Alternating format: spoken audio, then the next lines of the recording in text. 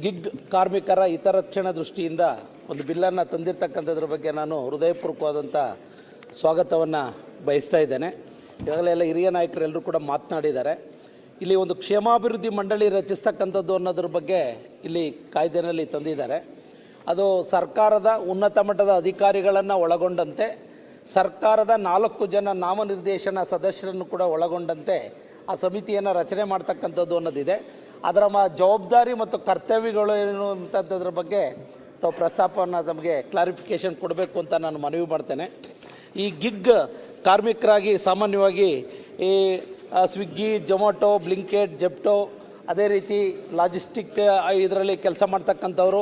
ಏಕೆಂದರೆ ಗ್ರಾಮೀಣ ಪ್ರದೇಶದಿಂದ ನಿರುದ್ಯೋಗಿಗಳು ಉದ್ಯೋಗವನ್ನು ಬಯಸಿ ಬಂದಂಥವ್ರಿಗೆ ಒಂದು ವಿಶೇಷವಾದಂಥ ಒಂದು ಕಾಯ್ದೆನ ತಾವು ತಂದಿರತಕ್ಕಂಥದ್ದು ಸ್ವಾಗತಾರ್ಹವಾದಂಥ ವಿಚಾರ. ಅದ್ರ ಜೊತೆಯಲ್ಲಿ ಯಾವ್ಯಾವ ಈ ಪ್ರೈವೇಟ್ ಸಂಸ್ಥೆಗಳಲ್ಲಿ ಅಡಿನಲ್ಲಿ ಗುತ್ತಿಗೆ ಆಧಾರಿತವಾಗಿ ಕಮಿಷನ್ ಬೇಸ್ ಮೇಲೆ ಅವರೇನು ಕೆಲಸವನ್ನು ಮಾಡ್ತಾ ಇದ್ದಾರೆ, ಆ ಓನರ್ಗಳ ರೆಸ್ಪಾನ್ಸಿಬಿಲಿಟಿ ಏನು ಅನ್ನೋದ್ರ ಬಗ್ಗೆನೂ ಕೂಡ ತಾವು ಇದಕ್ಕೆ ಆದ್ಯತೆಯನ್ನು ಕೊಡಬೇಕು ಅವ್ರ ಕಾರ್ಮಿಕರ ಹಿತದೃಷ್ಟಿಯಿಂದ.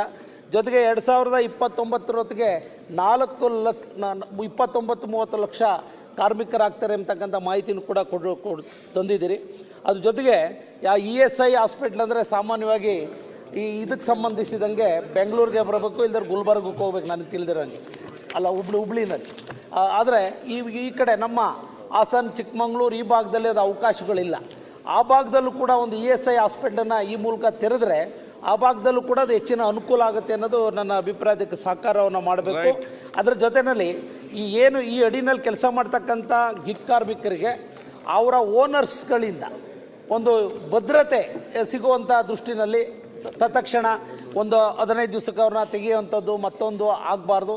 ಸಕಾರಣಗಳಿದ್ದರೆ ಮಾತ್ರ ಅವ್ರನ್ನ ತೆಗೆಯುವಂಥದ್ದಕ್ಕೆ ಅವಕಾಶ ಆಗಬೇಕು. ಸಣ್ಣ ಪುಟ್ಟ ಯಾವುದೇ ಅವಕಾಶಗಳು ತೊಂದರೆ ಆಗದ ರೀತಿ ಅವ್ರಿಗೆ ರಕ್ಷಣೆಗೆ ಸಹಕಾರವನ್ನು ನೀಡಬೇಕು ಅಂತ ಹೇಳಲಿಕ್ಕೆ ಬಯಸ್ತೇನೆ. ನಿಜವಾಗ್ಲೂ ಇದು ವಿಶೇಷವಾದಂಥ ಒಂದು ಕಾಯ್ದೆಯನ್ನು ತಾವು ತಂದಿರತಕ್ಕಂಥದ್ದಕ್ಕೆ ತಮ್ಮ ಮೂಲಕ ಧನ್ಯವಾದಗಳನ್ನ ಹೇಳ್ತೇನೆ.